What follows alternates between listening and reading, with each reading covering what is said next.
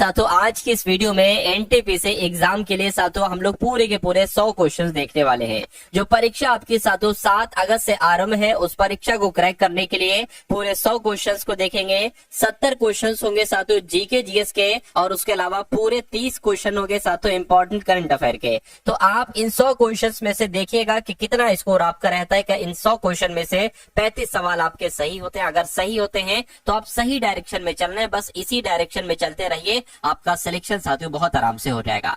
तो आप साथियों चेक करिए अपना लेवल, और जो क्वेश्चन आपको नहीं मालूम है उन क्वेश्चंस के आंसर आप लोग तैयार कर लीजिए, क्योंकि यहां से भी आपको बहुत सारे क्वेश्चंस डायरेक्ट देखने को मिलेंगे। तो पहला सवाल आपसे पूछा जा रहा है अनुच्छेद 15 के संबंध में। क्या अनुच्छेद 15 में साथियों किस बात का जिक्र किया गया है? स्वतंत्रता के अधिकार का जिक्र नहीं, समानता के अधिकार का जिक्र किया गया, इसलिए आंसर आपका ऑप्शन नंबर बी होगा।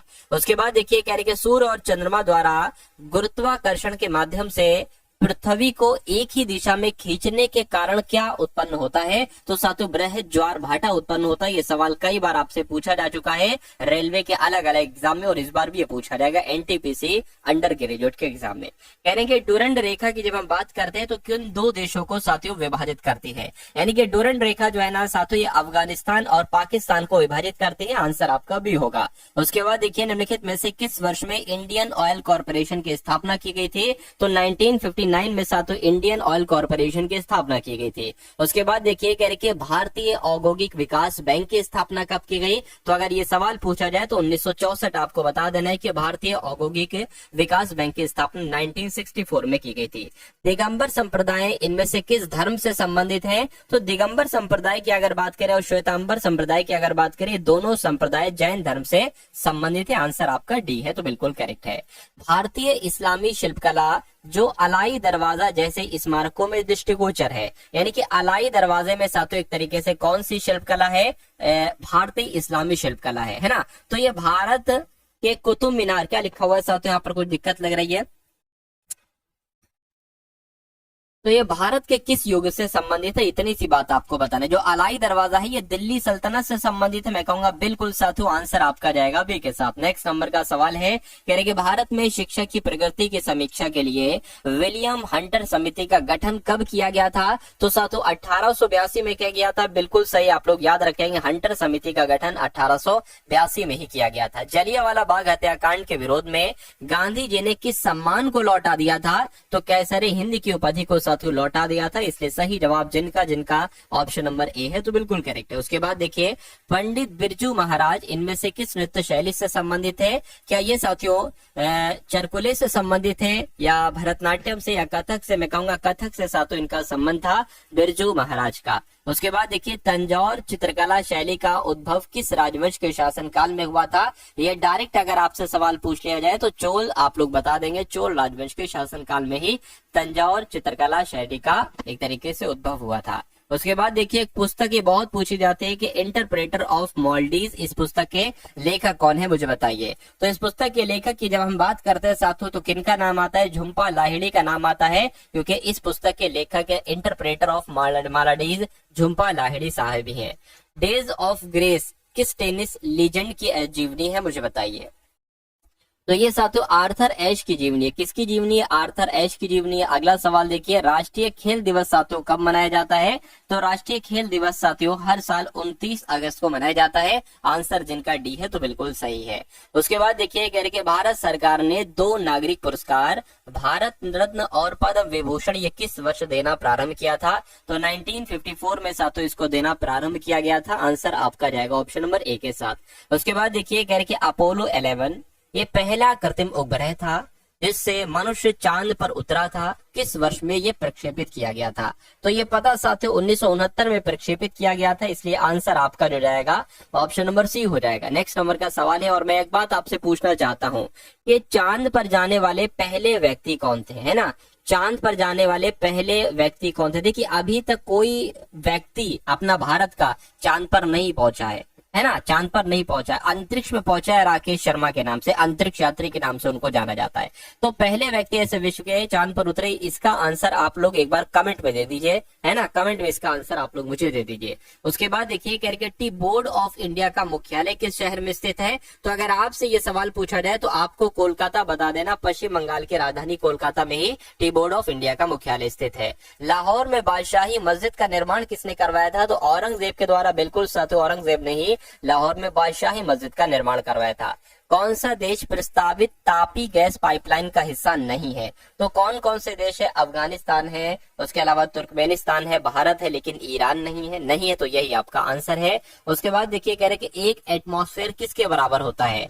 तो एक एटमॉस्फेयर 1.01 गुणा 10 की घात 5, है ना, ये भी गलत है, ये भी मैं कहूंगा यहाँ पर अगर घात 5 आ जाए और, है ना, तो ये आपका आंसर हो जाएगा। ये आपको याद रखना है, एक एटमॉस्फेयर 1.01 गुणा 10 की घात 5 पास्कल के बराबर होता है। चलिए भाई, उसके बाद देखिए कह रहे कि जब एक संपीड़ित स्प्रिंग को छोड़ा जाता है तो ये अपनी स्थितिज ऊर्जा को किस में बदल देता है। यांत्रिक ऊर्जा में नहीं, पवन में नहीं, या एक तरीके से प्रत्यास्थ स्थितिज ऊर्जा में नहीं, ये गतिज ऊर्जा में बदल देता है ना। जैसे कि जो एक तीर कमान होता है साथियों, उसको खींचते हैं, जब वो छोड़ते तो वो ऊर्जा जो होती है वो गतिज ऊर्जा में ही तो साथियों बदल जाती है।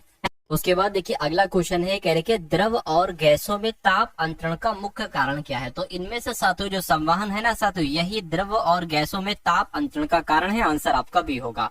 उसके बाद देखिए कह रही निम्नलिखित वैज्ञानिकों में से किसने स्थिर अनुपात के नियम को प्रतिपादित किया। तो ये तो साथियों मोस्ट इंपॉर्टेंट क्वेश्चन है ना, ये आप लोग याद रखेंगे। इनका नाम प्रोडस्ट है, यानी कि जोसेफ प्रोडस्ट इनका नाम है, और इन्होंने ही स्थिर अनुपात के नियम को प्रतिपादित किया था। कह रहे कि नाइट्रोजन के 0.6 अणु का द्रव्यमान कितना होता है। तो 16.8 ग्राम होता है, 16.8 ग्राम आप लोग यहाँ पर याद रखेंगे। निम्नलिखित में से कौन सा कोशिका का अंग पादप कोशिका में पाया जाता है किंतु पशु कोशिका में नहीं पाया जाता है। तो अगर क्लोरोप्लास्ट की अगर हम बात करते हैं तो ये साथियों कोशिका पादप कोशिका में पाई जाती, किंतु ये पशु कोशिका में नहीं पाई जाती। क्लोरोप्लास्ट आपका आंसर हो जाएगा। ये क्वेश्चन इंपॉर्टेंट था, आपके एग्जाम में आएगा।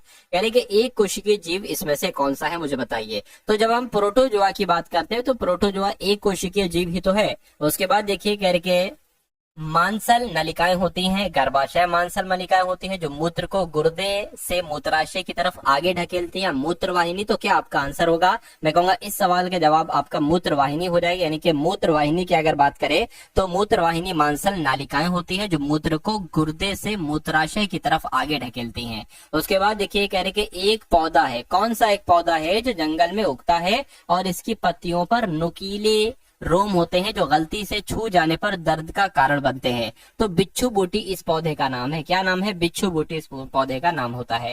निम्नलिखित में से किसे ऊन के लिए पाला जाता है या फाइबर के लिए पाला जाता है। तो किसकी बात चल रही है, अल्पाका की बात चल रही है। अल्पाका, है ना, ये ऊन या फाइबर के लिए इसको पाला जाता है। उसके बाद देखिए कह रहे कि मेमोरी आकार और प्रदर्शन के आधार पर किस प्रकार के कंप्यूटर को बिग आयरन के रूप में जाना जाता है। तो बिग आयरन के रूप में साथों मेन फ्रेम कंप्यूटर को जाना जाता है। किसको, मेन फ्रेम कंप्यूटर को जाना जाता है। आंसर आपका सी होगा।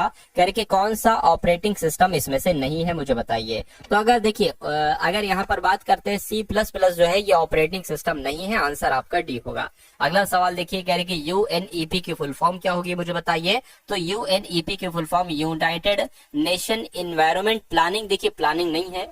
यूनाइटेड नेशन इन एजुकेशनल भी नहीं है साथियों, यूनाइटेड नेशन एजुकेशनल भी नहीं है। Environment United Nations environment programme है साथियों, इसलिए आंसर आपका जाएगा ऑप्शन नंबर डी के साथ। UNEP की फुल फॉर्म आप लोग याद रखेंगे। निम्नलिखित में से कौन सी ग्रीन हाउस गैस साथियों नहीं है, मुझे बताइए। तो जब हम बात करते हैं मीथेन की, कार्बन डाइऑक्साइड की, नाइट्रस ऑक्साइड की, तो ये सारी ग्रीन हाउस गैस है, लेकिन ऑक्सीजन ग्रीन हाउस गैस नहीं है। उसके बाद देखिए बोरोबुडर बौद्ध मंदिर कहाँ पर स्थित है साथियों, बताइए। क्या ये नेपाल में है, नहीं। श्रीलंका में नहीं साथियों, ये तो इंडोनेशिया में। कहाँ पर है, इंडोनेशिया में। आंसर आपका जाएगा ऑप्शन नंबर सी के साथ। अगला सवाल आपकी स्क्रीन पर है साथियों। अगर आप NTPC के एग्जाम को पास करना चाहते हैं तो जितनी भी क्लासेस आपको दो, देखिए आपको साथियों एक तरीके से जितनी भी क्लासेस दी जाए, अभी कुछ दिन है, जितना भी समय आपके पास है, मैं कहूंगा NTPC अंडर ग्रेजुएट की तैयारी आप बहुत अच्छे तरीके से देखेंगे, करेंगे। और अगर आप अच्छे तरीके से जितना आपको पढ़ाया जाए, देखिए जीके में जितना आपको पढ़ाया जाए, करंट अफेयर में जितना पढ़ाया जाए, रीजनिंग के क्वेश्चन जितना दिए जाए, मैथ के दिए जाए, उतना साथियों कर लेना। मेरा मेरा मानना है कि पेपर आप क्रैक कर डालोगे, पेपर बहुत आराम से फतेह कर डालोगे। लेकिन ये जो चीज मैं बोल रहा हूँ ये करना आसान नहीं है, सबके बस की बात नहीं है। जिसके बस की बात है, जो इसको कर सकता है, कोशिश करके मेहनत करके लगन से, उसका एग्जाम साथों क्रैक हो जाएगा। और वाकई यकीन मानेगा एनटीपीसी की जॉब बहुत शानदार होती है, एक आरामदायक जॉब होती है, रिस्पेक्टेड जॉब होती है। तो अगर इस जॉब को पाने के लिए आपको जितनी मेहनत करना पड़े तो साथों कर लीजिए, क्योंकि अगर एक ऐसा कदम, एक ऐसी चीज जिसको करके, जिसमें आप अगर सफल हो गए तो आपकी पूरी लाइफ सेटल हो जाएगी, पूरी लाइफ आराम से कटेगी। टेंशंस नहीं होंगी, वो टेंशंस नहीं होंगी जो पैसों की वजह से आती हैं। वो टेंशंस तो सभी को होती है, जो ऊपर अलग अलग टेंशन होती है, पैसों की जो टेंशन होती है वो कम से कम नहीं होगी। तो ये तो उस काम के लिए अभी आपको जितना भी मेहनत करना पड़े उतना मेहनत आपको साथों करना चाहिए, ठीक है ना। चलिए, तो टारगेट सिलेक्शन अगर चैनल पर आप लोग नए हैं तो इसको सब्सक्राइब करके बेल आइकन पर जरूर क्लिक कर लीजिएगा। चलिए, तो हम बात करते हैं साथों सवाल की, करें कि विशिष्टाद्वैत दर्शन के संस्थापक कौन है। तो रामानुजाचार्य हैं, विशिष्टाद्वैत दर्शन के संस्थापक हैं। मई 1857 में कहाँ के नवाब की पत्नी बेगम हजरत महल ने लखनऊ में विद्रोह का नेतृत्व किया था। तो साथियों क्या आपका जवाब होगा, मैं कहूंगा अवध आपके सवाल का जवाब हो जाएगा। यानी कि 1857 की क्रांति में जो अवध के नवाब की पत्नी थी बेगम हजरत महल, इन्होंने लखनऊ से 1857 की क्रांति का नेतृत्व किया था। उसके बाद देखिए अगला सवाल है आपकी स्क्रीन पर, कह रही है 1923 में स्वराज पार्टी का गठन किसने किसने किया था। तो मैं कहूंगा मोतीलाल नेहरू ने, मौलाना आजाद ने नहीं, चितरंजन दास ने किया था। यानी कि मोतीलाल नेहरू और चितरंजन दास ने ही 1923 में स्वराज पार्टी का गठन किया था। भारत के राष्ट्रपति के महाअभियोग की प्रक्रिया भारतीय संविधान में किस अनुच्छेद में उल्लिखित है, आपसे पूछा जा रहा है। तो अनुच्छेद 61 में उल्लिखित, मैं कहूंगा बिल्कुल महाअभियोग की प्रक्रिया जो है ना राष्ट्रपति के अनुच्छेद 61 में ही बताई गई है। भारत के उपराष्ट्रपति को किसके द्वारा निर्वाचित किया जाता है। तो साथियों राज्यसभा के सदस्यों द्वारा, संसद के सदनों और विधानसभाओं के सदस्यों द्वारा, लोकसभा के सदस्यों द्वारा, संसद के दोनों सदन यानी कि लोकसभा और राज्यसभा के सदस्यों के द्वारा। तो मैं कहूंगा ये सबसे सटीक आपका जवाब हो जाएगा, है ना। तो आंसर अगर आपका ऑप्शन नंबर डी के साथ है तो बिल्कुल करेक्ट है। उत्तर पश्चिम भारत में सर्दियों में वर्षा का कारक है, बताइए। तो क्या कारक है साथों, पश्चिमी विक्षोभ कारक है। आंसर आपका जाएगा ए के साथ। नेक्स्ट नंबर का क्वेश्चन देखिए, कहने के प्योंगयांग निम्नलिखित में से किसकी राजधानी है। तो प्योंगयांग की अगर बात करें तो ये तो उत्तर कोरिया की राजधानी। क्या आप प्योंगयांग की अगर बात करें तो उत्तर कोरिया की राजधानी। आंसर आपका ऑप्शन नंबर बी होगा। गलत जोड़ी का चयन करिए, रेलवे जोन और उसके मुख्यालय मुझे बताइए। चलिए, तो सबसे पहले रेलवे जोन है और उसके बाद साथ उनके मुख्यालय। देखिए पश्चिम मध्य रेलवे का मुख्यालय कहाँ पर है, जबलपुर में, बात बिल्कुल सही है। पूर्व केंद्र का मुख्यालय हाजीपुर में, बिल्कुल सही। उत्तर केंद्र का मुख्यालय साथों, उत्तर रेलवे का मुख्यालय कहाँ, गोरखपुर में नहीं है साथों, ये नई दिल्ली में है ना। तो ये क्या हो जाएगा, ये जोड़ा आपका गलत हो जाएगा और गलत जोड़ा आपको ही बताना था, यानी कि यही आपका आंसर हो जाएगा। दक्षिण केंद्र रेलवे का मुख्यालय सिकंदराबाद में स्थित है। उसके बाद देखिए आपसे पूछा जा रहा है CIBIL की फुल फॉर्म क्या होती है। तो कोड इन्फॉर्मेशन, कोड नहीं होते, सेंट्रल भी नहीं होती है, क्रेडिट होती है, credit commercial bureau India limited. ये आप लोग याद रखेंगे साथियों। CIB है ना, IL की फुल फॉर्म होती है credit information bureau India limited. Answer आपका सी हो जाएगा। नेक्स्ट नंबर का सवाल है एसोचैम का पूर्ण रूप क्या है, यानी कि फुल फॉर्म आपको बताना है सर। तो एसोचैम की, तो एसोचैम को क्या कहा जाता है, associated chambers of commerce and industry कहा जाता है। इसलिए आंसर आपका ऑप्शन नंबर डी हो जाएगा। यह बात आप लोग याद रखेंगे। नेक्स्ट नंबर का सवाल देखिए साथियों आप लोग, यानी कि होलीवेश के, है ना, होलीवेश जो है ना ये किस राज्य के तटीय क्षेत्र में के लोकप्रिय नृत्य है। तो होलीवेश कहाँ नृत्य किया जाता है, तो ये कर्नाटक का नृत्य। ये क्वेश्चन बहुत इंपॉर्टेंट है, आंसर आपका सी होगा। अरुणाचल प्रदेश में अत्यंत लोकप्रिय लोसर त्योहार मुख्य रूप से किस जनजाति के द्वारा किया जाता है। तो यहाँ पर दो बातें आपको बताई गई हैं कि जो लोसर त्योहार है ये अरुणाचल प्रदेश में किया जाता है, किस जनजाति के द्वारा, तो मोनपा जनजाति के द्वारा किया जाता है। आंसर आपका जाएगा ऑप्शन नंबर सी के साथ। अगला सवाल, इंडिया डिवाइडेड, ये एक पुस्तक है और ये पुस्तक कई बार आपसे पूछी जा चुकी है। इस पुस्तक के लेखक कौन है, तो मैं कहूंगा doctor Rajendra Prasad India divided नामक पुस्तक के लेखक हैं। उसके बाद देखिए अगला सवाल कह रहे कि रिपब्लिक पुस्तक के लेखक कौन है? तो रिपब्लिक पुस्तक के लेखक साथियों प्लेटो है। प्लेटो आपके सवाल का बिल्कुल सही जवाब हो जाएगा। साथियों 50 सवाल आपके हो चुके हैं और अब आपके 50 सवाल ही बाकी हैं। अब इसमें हम लोग इंपॉर्टेंट करंट अफेयर के भी क्वेश्चंस देखेंगे। करंट अफेयर के क्वेश्चंस होंगे साथियों जनवरी 2025 से लेकर अब तक सबसे टॉप लेवल के क्वेश्चन होंगे। तो इस वीडियो को आप लोग पूरा अंत तक देखकर जाइएगा, आपको वाकई में साथियों बहुत फायदा देखने को मिलेगा। तो अगर आपने अभी तक इस वीडियो को लाइक नहीं किया है तो एक बार वीडियो को लाइक कर दीजिए और एक प्यारा सा कमेंट कर दीजिए साथियों जय हिंद का। जय हिंद का कमेंट अगर आप करेंगे तो मुझे बहुत अच्छा लगेगा। चलिए तो अब बात करते हैं विश्व कैंसर दिवस की, कि विश्व कैंसर दिवस हर साल 4 फरवरी को मनाया जाता है। बिल्कुल सही साथियों, 4 फरवरी को मनाया जाता है। पुलित्जर पुरस्कार विजेता प्रथम भारतीय का नाम मुझे बताइए। यानी कि ऐसे पहले भारतीय तो गोविंद बिहारी लाल थे जिनको पुलित्जर पुरस्कार दिया गया था। आंसर आपका जाएगा ऑप्शन नंबर ए के साथ। उसके बाद देखिए कह रहे हैं निम्नलिखित में से कौन सा युग्म सुमेलित नहीं है, आपसे पूछा जा रहा है, बताइए। चलिए, प्रकृति धरोहर स्थल और उसका सातों स्थान है, कौन सा युग्म सुमेलित नहीं है साथियों, ये आपसे कुल मिला के पूछा जा रहा है, मुझे बताइए। तो फतेहपुर सीकरी की अगर बात करें साथियों ये तो उत्तर प्रदेश में, ये बिल्कुल सही है। सूर्य मंदिर ओडिशा में, बिल्कुल सही है। सुंदर वन नेशनल पार्क ये पश्चिम बंगाल, बिल्कुल सही है। लेकिन एलिफेंटा की गुफाएं ये कर्नाटक में नहीं है बल्कि ये साथियों महाराष्ट्र में है। इसलिए आपके इस क्वेश्चन का आंसर जो जाएगा वो ऑप्शन नंबर ए हो जाएगा। और दुनिया की पहली महिला अंतरिक्ष यात्री कौन थी, एक बार मुझे यहाँ पर साथियों फटाफट बता दीजिए। चलिए, तो अगर वैलेंटीना तेरेस्कोवा आंसर है तो बिल्कुल सही, क्योंकि दुनिया की पहली महिला अंतरिक्ष यात्री वैलेंटीना तेरेस्कोवा ही थी।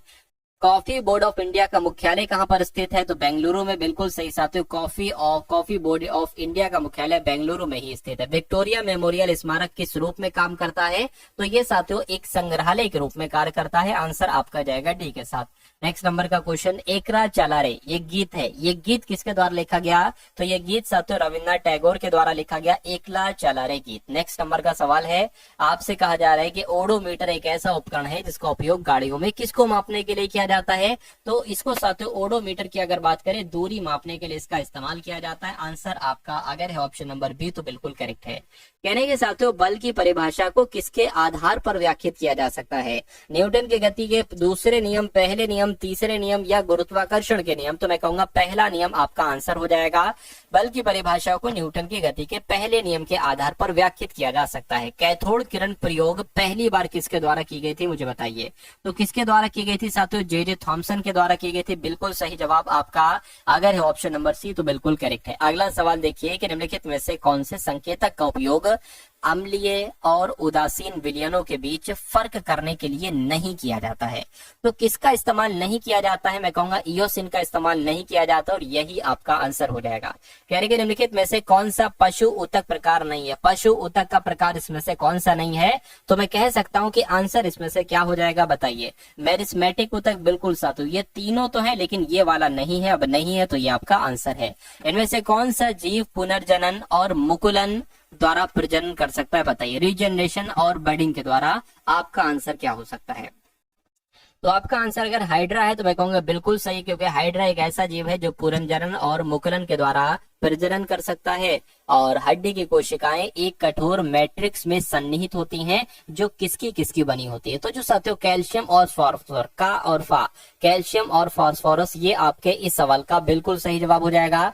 उसके बाद देखिए अगला सवाल करेंगे, ब्रेसिका कैम्पेस्ट्रिस किस पौधे का वानस्पतिक नाम है, तो ये साथियों किस पौधे का वानस्पतिक नाम है आपसे कुल मिला के यहाँ पर पूछा जा रहा है। ये सरसों का वानस्पतिक नाम है, बिल्कुल ब्रेसिका कैम्पेस्ट्रिस ये सरसों का वानस्पतिक नाम है, आपसे एग्जाम में पूछा जा सकता है।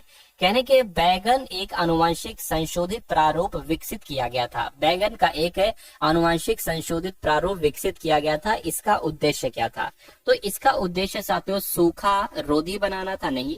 इसकी भंडारण अवधि में सुधार करना था, नहीं। कीट प्रतिरोधी बनाना था, आंसर आपका जो जाएगा वो ऑप्शन नंबर सी हो जाएगा। उसके बाद देखिए ICR का पूरा नाम क्या है, यानी कि इसकी फुल फॉर्म आपसे पूछी जा रही है, तो इंटेलिजेंट कैरेक्टर रिकॉग्निशन, बिल्कुल सही साथियों। ICR की अगर बात करें इंटेलिजेंट कैरेक्टर रिकॉग्निशन, ये आपके इस क्वेश्चन का आंसर ही इसकी फुल फॉर्म है।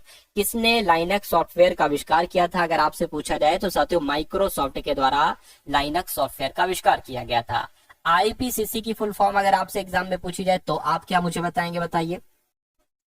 इंटर पार्लियामेंट नहीं होगा साथियों, inter governmental panel of climate change, बिल्कुल साथियों आईपीसीसी की full form inter governmental panel और क्लाइमेट चेंज, ये आपका आंसर हो जाएगा। उसके बाद देखिए भारत के वन्यजीव संरक्षण अधिनियम 1972 में कितनी अनुसूचियां हैं, तो इसमें साथियों 6 अनुसूचियां। कितनी अनुसूचियां? 6 अनुसूचियां हैं। आंसर आपका जाएगा ऑप्शन नंबर बी के साथ।